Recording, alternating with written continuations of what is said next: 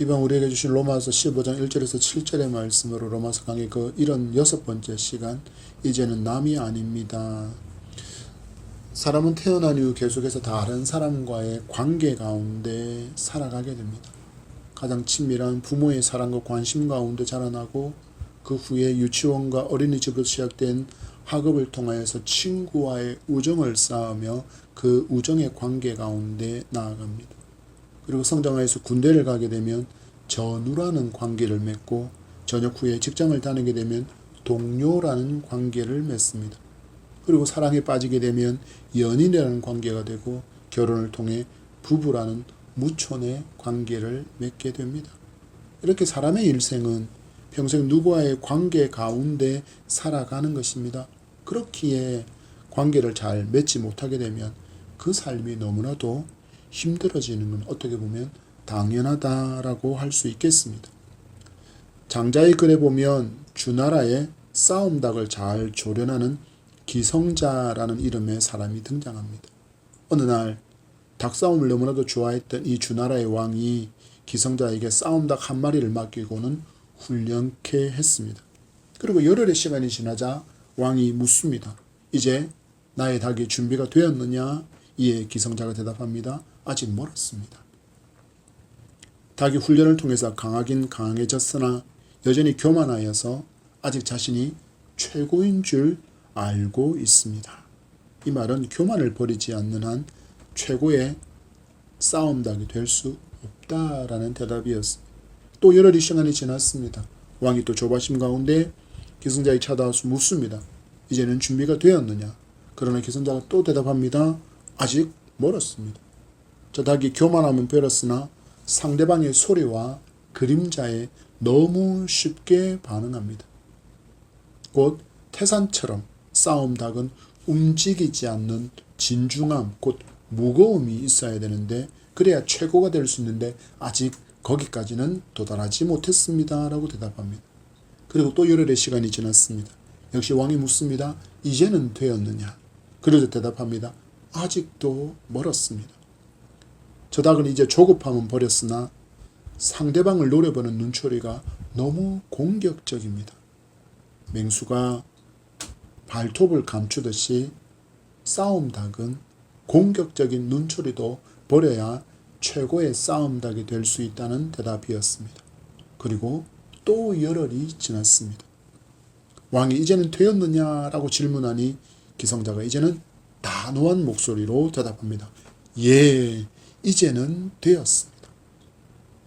왕께서 주신 저 닭은 상대방이 아무리 소리치고 위협해도 이제 아무 반응도 하지 않으며 마치 나무로 조각한 닭과 같아서 이제는 그 어떤 닭을 바라보기만 해도 이 닭의 완전한 덕에 제압당하여 제 풀에 도망치게 될 것입니다 라고 대답합니다. 이 이야기를 통해서 등장한 사자성어가 보기에는 나무로 조각한 닭 같으나 그 덕이 완전하다라는 목계지덕이라는 사자성어가 나타났습니다. 그리고 또 많은 인문학자들이 이 이야기를 바탕으로 이런 사람은 사귀지 말라라는 조언을 줍니다. 먼저 함부로 감정적으로 판단하며 나대는 사람을 멀리하라고 조언합니다.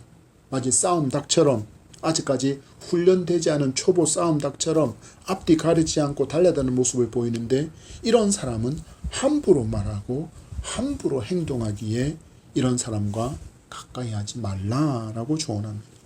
두 번째로는 자신의 무지를 모르는 사람을 멀리하라라고 조언합니다. 어설프게 뭔가를 알면서 마치 모든 세계의 인생사를 다 꿰뚫어 보고 있는 듯한 그런 자만으로 가득한 사람을 특히 조심하라라고 조언합니다. 이 사람은 자신이 온전하지 않은 존재라는 것조차 인정하지 않는 사람이기 때문에 더욱 특히 조심하라고 조언합니다. 소크라테스는 말합니다. 나는 단 한 가지 사실만은 분명하게 알고 있는데 그것은 내가 아무것도 알지 못한다는 것이다 라고 대답했습니다. 그런 점에 비해서 이 사람은 너무나도 조심해야 될 사람이라고 말할 수 있겠습니다.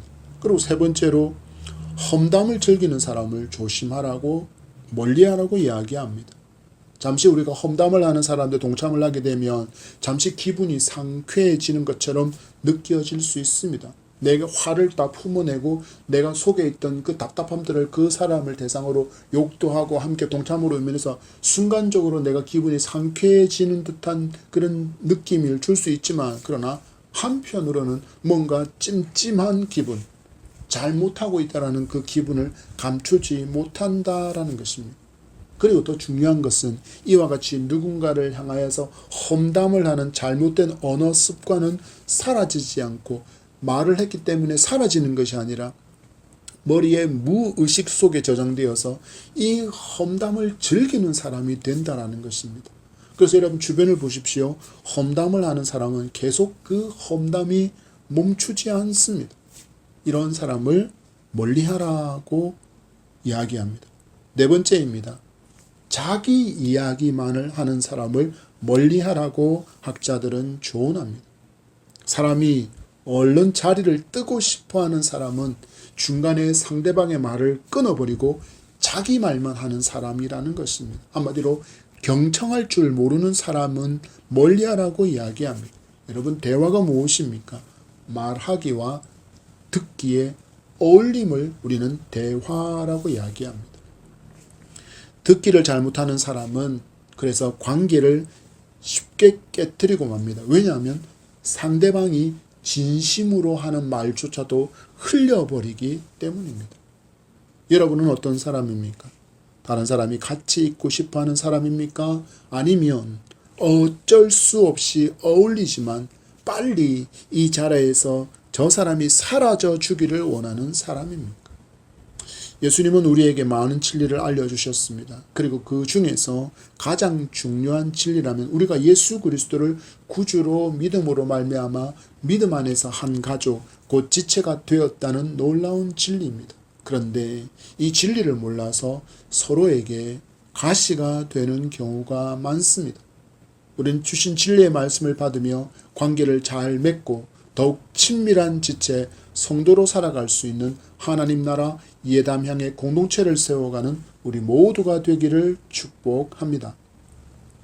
14장의 말씀을 시작한 바울은 믿음이 연약한 자와 강한 믿음을 가진 사람을 말하면서 연약한 사람의 연약함을 비난거리로 삼지 말고 비판하지 말라라고 말씀했습니다. 왜냐하면 이로 인해서 관계가 깨어지고 공동체에 분란을 가져올 수 있기 때문입니다. 계속해서 이어지는 15장은 서로를 세워주는 성도로 살아가야 함과 함께 우리의 직분이 복음의 제사장이라는 것을 강조하면서 바울 자신이 로마 방문 계획에 대해서 기록하고 있습니다. 그리고 세워주는 성도에 대해서 교훈하며 먼저는 믿음이 강한 사람을 향하여서 이렇게 하라고 1절이 말씀합니다. 1절입니다. 시작. 믿음이 강한 우리는 마땅히 믿음이 약한 자의 약점을 담당하고 자기를 기쁘게 하지 아니할 것이라. 아멘.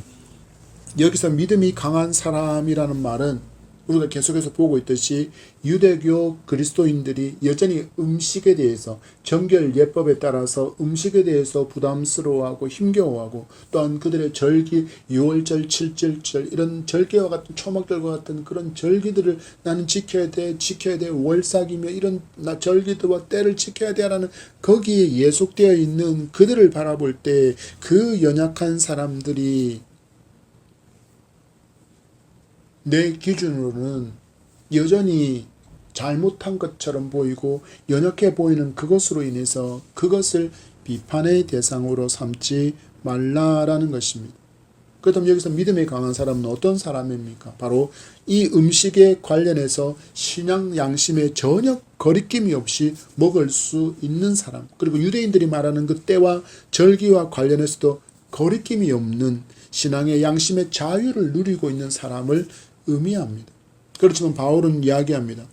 내가 신앙 양심에 거리낌이 없다고 해서 연약한 사람 앞에서 함부로 행하게 되면 그 행동으로 인하여서 그 연약한 사람이 실족하게 될 수도 있기에 너는 조심해야 한다라고 말씀합니다. 이것을 바울은 어떻게 표현하고 있습니까?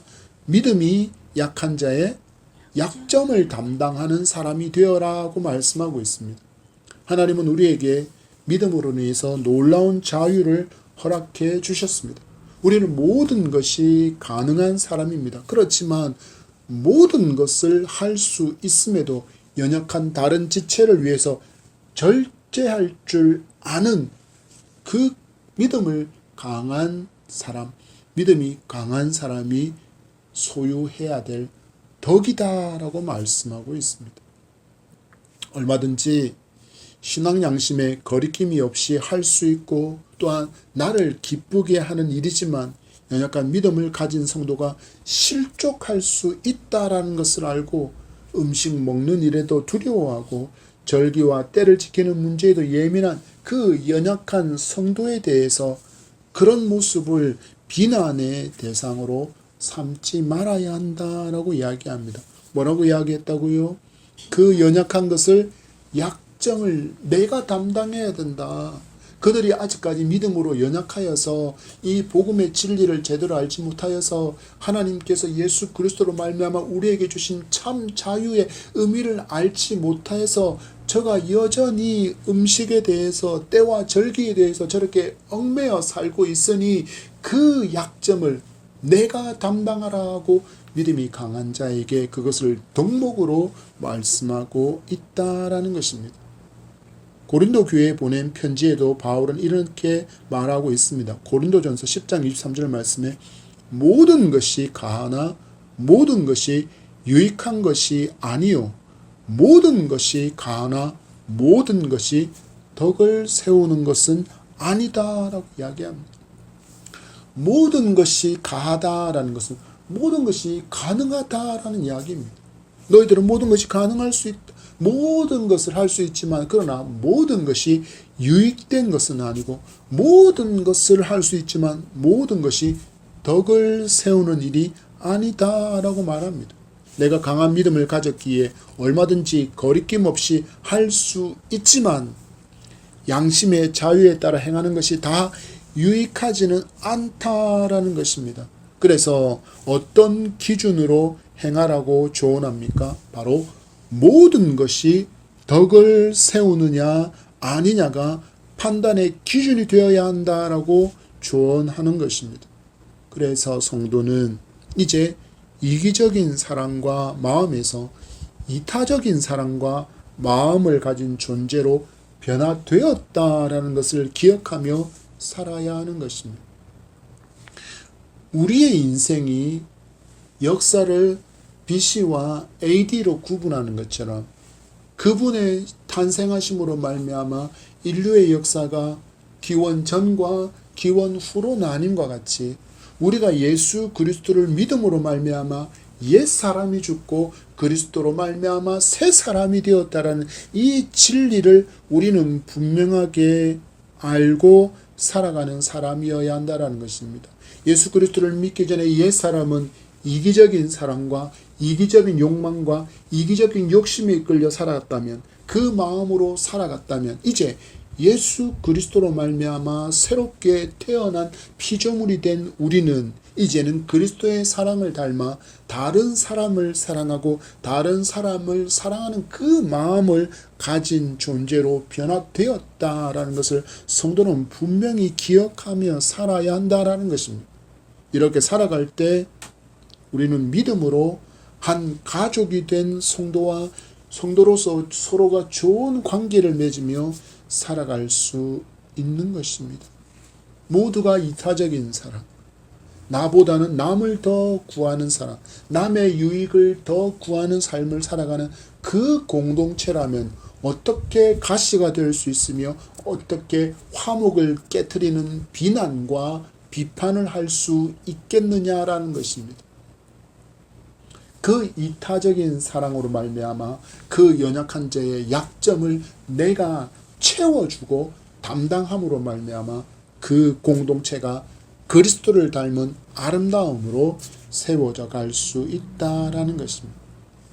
여러분, 교회 안에는 다양한 사람이 존재합니다. 경제적인 차이도 있고 학력의 차이도 있고 그리고 사회생활 속에서 행사하는 영향력의 차이를 가진 많은 사람들이 존재합니다. 그런데 안타까운 것은 이런 차이가 사조직화되어 버린다라는 것입니다. 한마디로 말하면 끼리끼리만 모여서 끼리끼리만 활동하려고 한다라는 것입니다. 여러분 등산을 좋아하는 것이 뭐가 문제가 되겠습니까?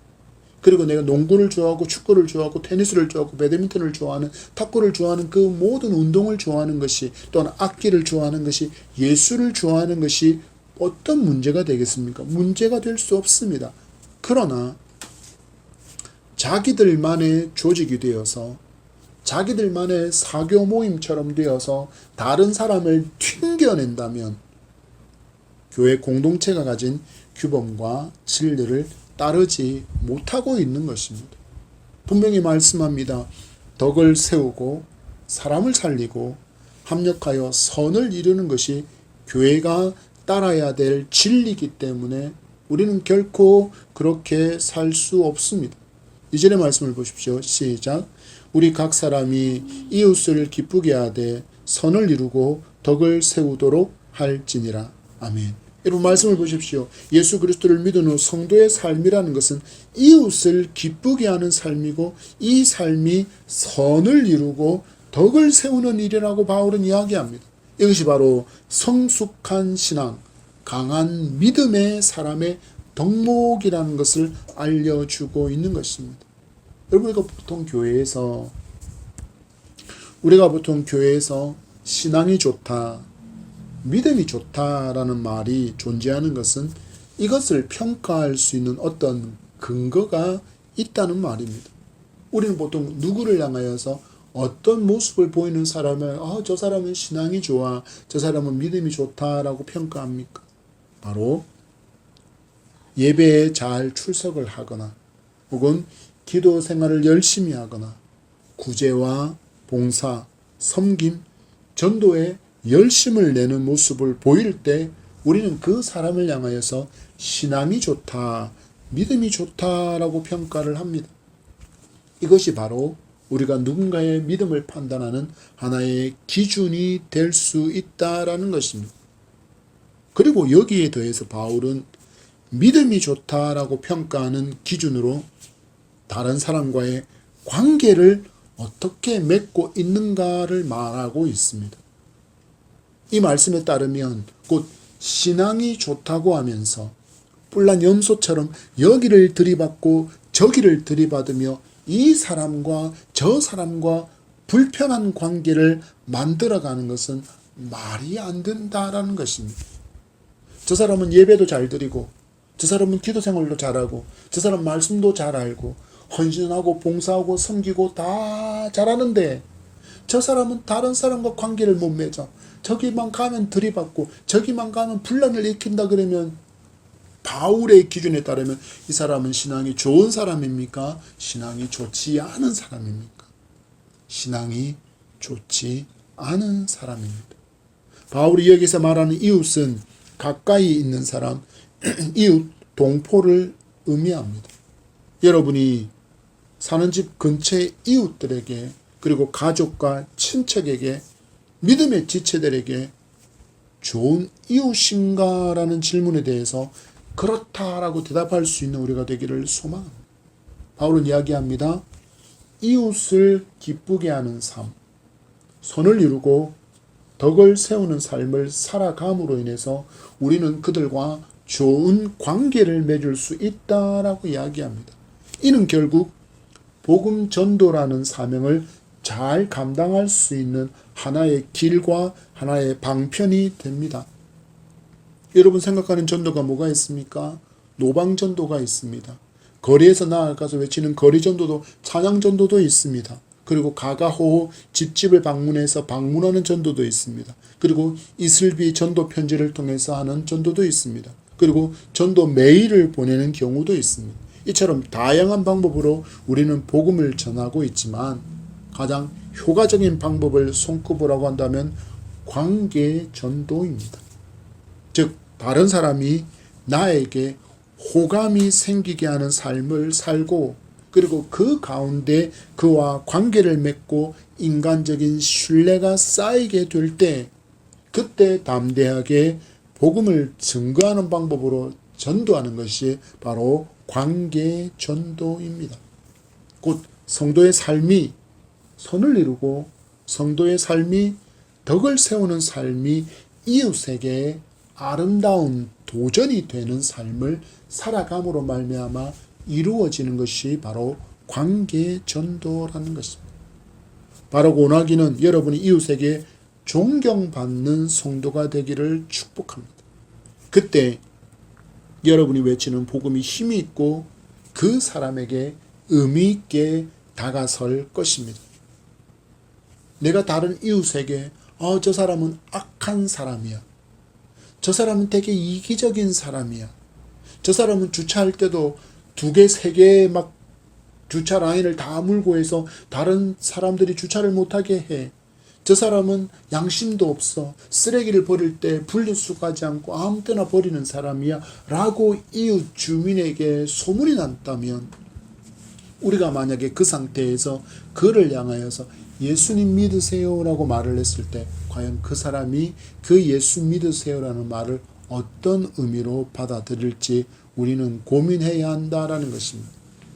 그리고 가장 좋은 이웃인 사랑하는 가족과 친척에게 있어서는 우리는 더욱더 그리해야 할 것입니다.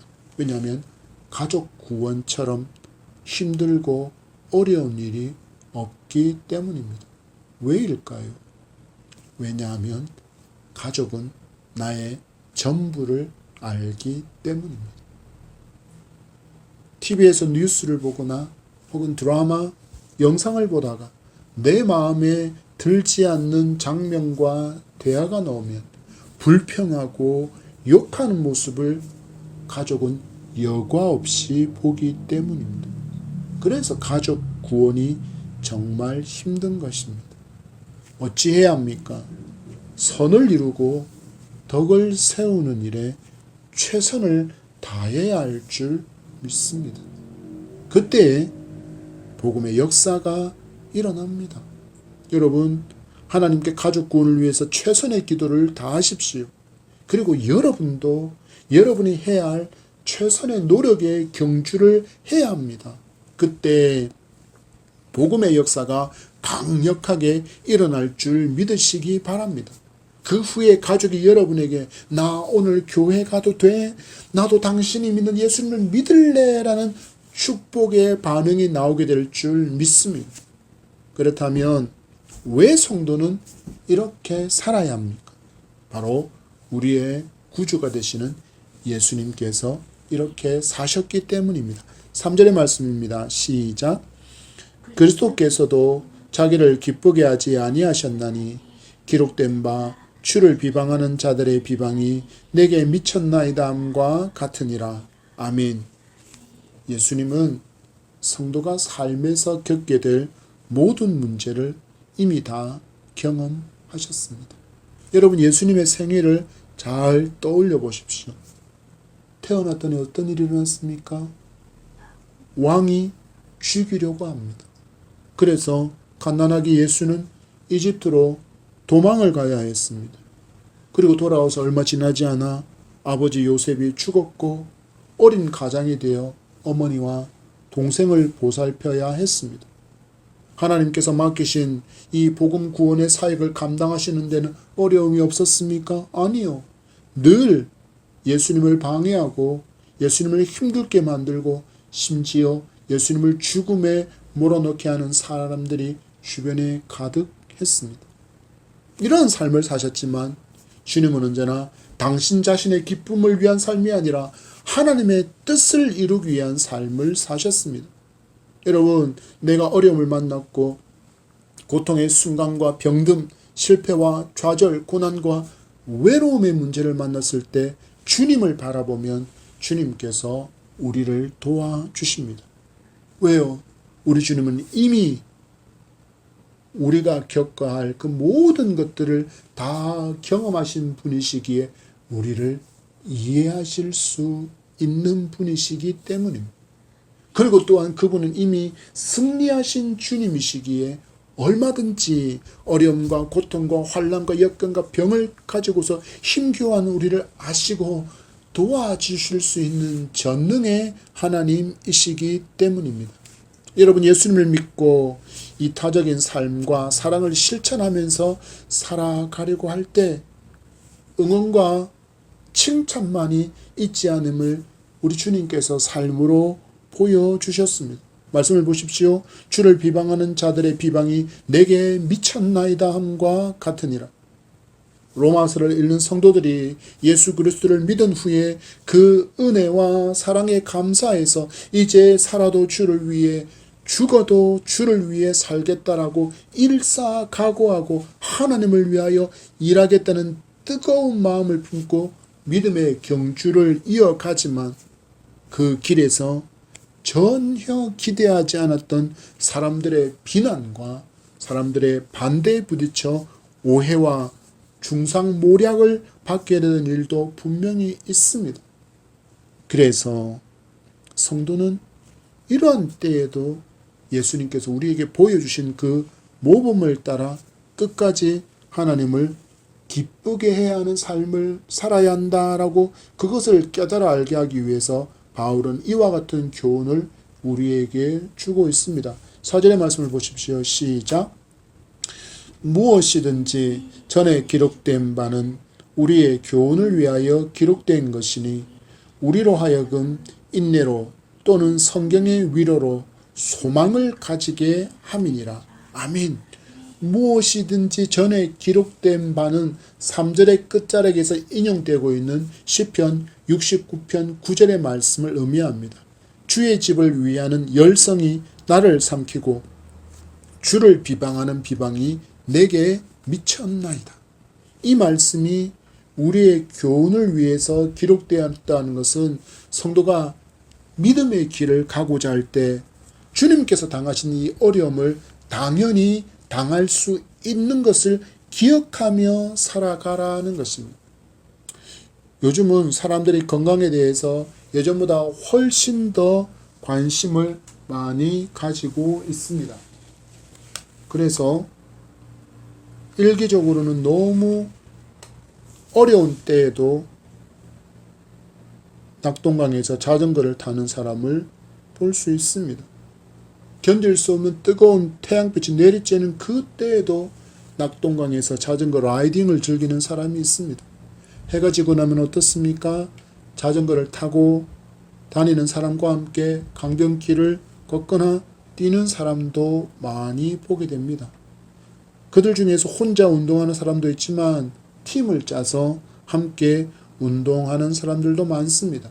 그들을 유심히 살펴보면 맨 앞에서 뛰거나 걷는 사람은 뒷사람들이 장애물이나 혹은 위험에 노출되지 않도록 언제나 앞을 먼저 살피고 주변을 살피면서 조심해야 될 문제가 발견되면 즉시 소리치거나 수신호를 통해서 뒷사람들에게 주의를 알립니다. 앞에 사람이 있습니다. 혹은 앞에 웅덩이가 있습니다. 구덩이가 있습니다. 바위가 있습니다. 그리고 방해물이 있습니다. 그러니 조심하십시오 라고 이렇게 알려주게 되면 뒷사람들이 미리 대비할 수 있지만 갑자기 이런 일을 아무도 알려주지 않는 상태에서 만나게 되면 거기에 걸려서 넘어지거나 혹은 낙상의 사고도 당할 수 있게 됩니다. 여러분, 얼마 전에 우리 거리에서 백화점에서 흉기로 사람들을 무차별적으로 찌르고 다닌 사건에서도 이렇게 경고하는 음성이 있었습니다. 도망가세요. 칼을 가진 사람이 있습니다. 그 말을 듣고 많은 사람이 위험에서 벗어날 수 있었습니다. 성경이 우리에게 이렇게 미리 알려주시는 것도 마찬가지입니다. 알면 그 문제를 만나도 당황하는 수준이 달라지기 때문입니다. 여러분 보십시오. 하나님을 잘 믿고 열심히 기도하는데 왜 어려움이 있고 왜 사업이 망하고 혹은 왜 건강이 더 나빠질까요? 여러분은 이런 신앙생활 속에서 이런 상황을 마주한 적이 없습니까? 그리고 그때 여러분은 어떻게 반응하셨습니까? 그때 우리는 하나님의 말씀을 붙들게 되면 우리도 인내할 수 있고 또한 하나님의 말씀이 우리에게 소망과 위로를 주시는 것을 경험할 수 있게 됩니다. 요즘은 유튜브라는 이 미디어가 있다 보니 자신의 소신을 마음껏 쏟아내는 시대가 되었습니다.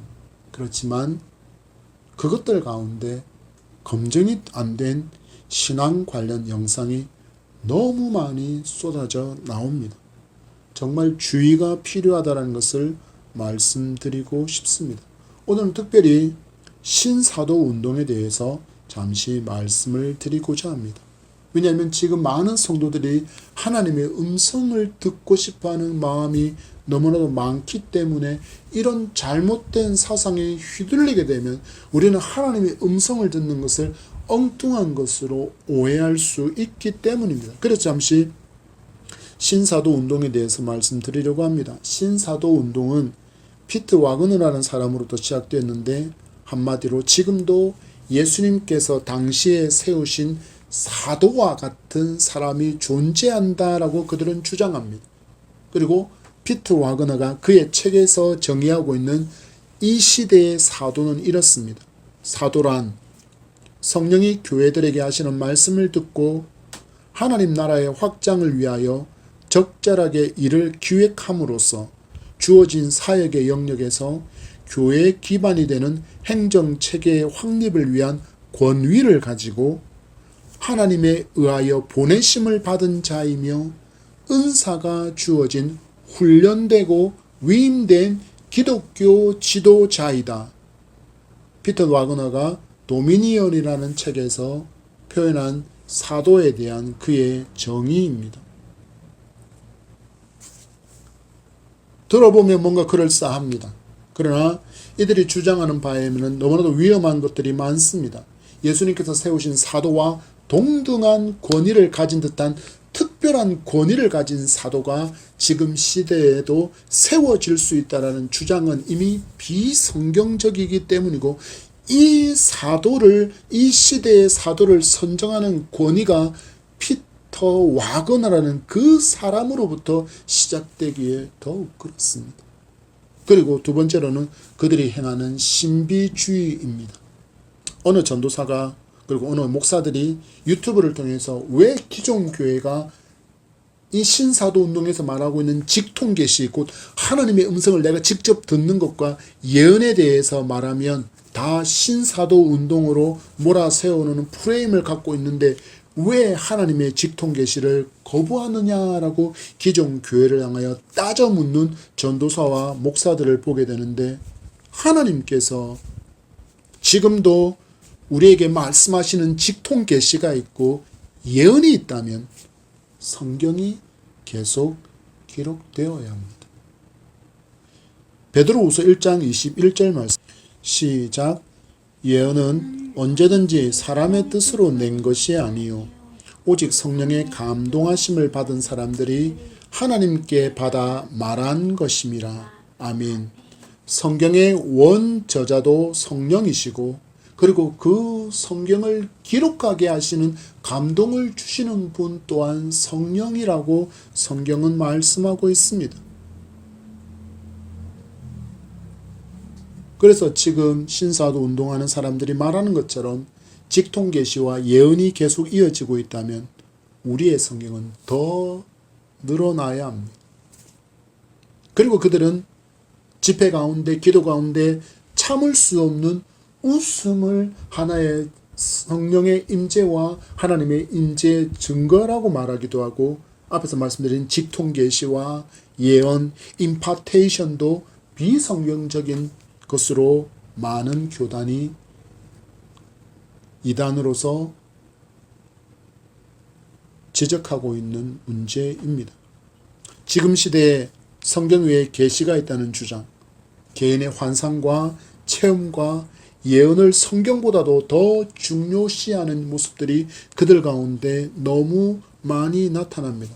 그리고 임파테이션을 통해서 사도에게 안수 기도를 받는데 여기에 임파테이션이라는 것은 성령께서 은사로 주신 것을 안수 기도를 통해서 다른 사람에게 넘겨주는 행위를 임파테이션이라고 이야기합니다.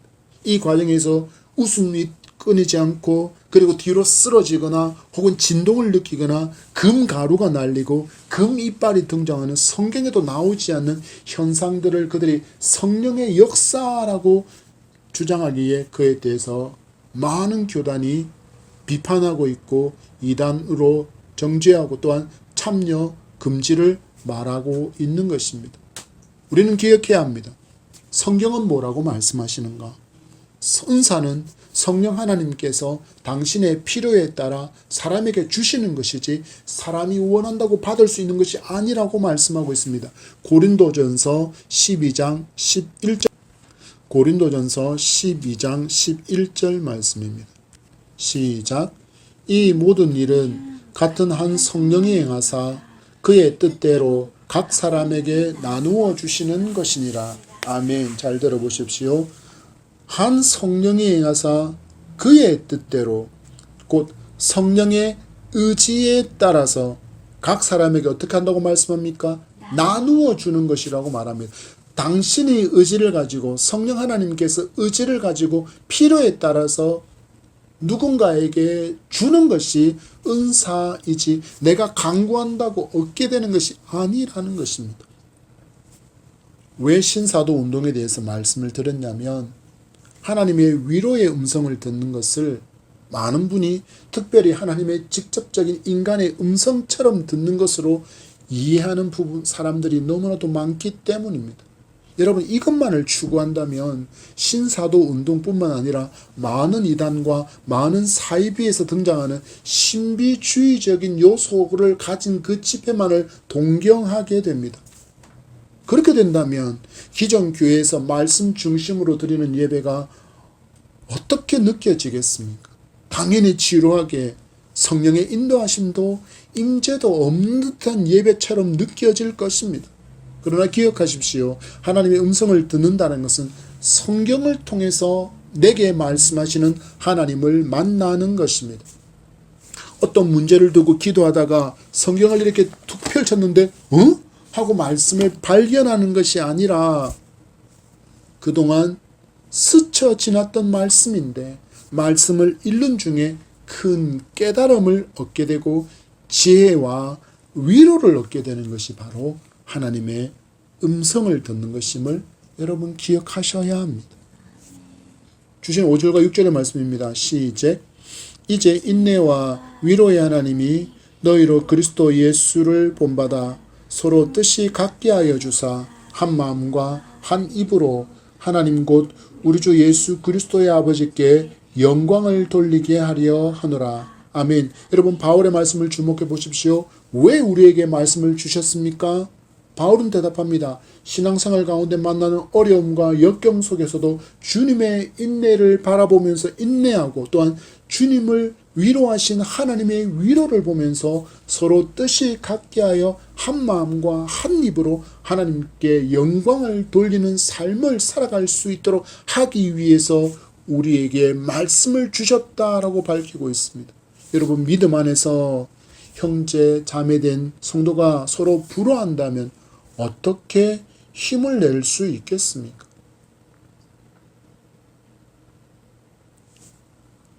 교회에서 어떤 사람들이 서로 간에 서로 반목하고 서로 분쟁하고 서로 불화하고 서로 갈등하고 있고 그렇게 되어진다면 사사건건 교회 일에 브레이크를 밟게 될 것입니다.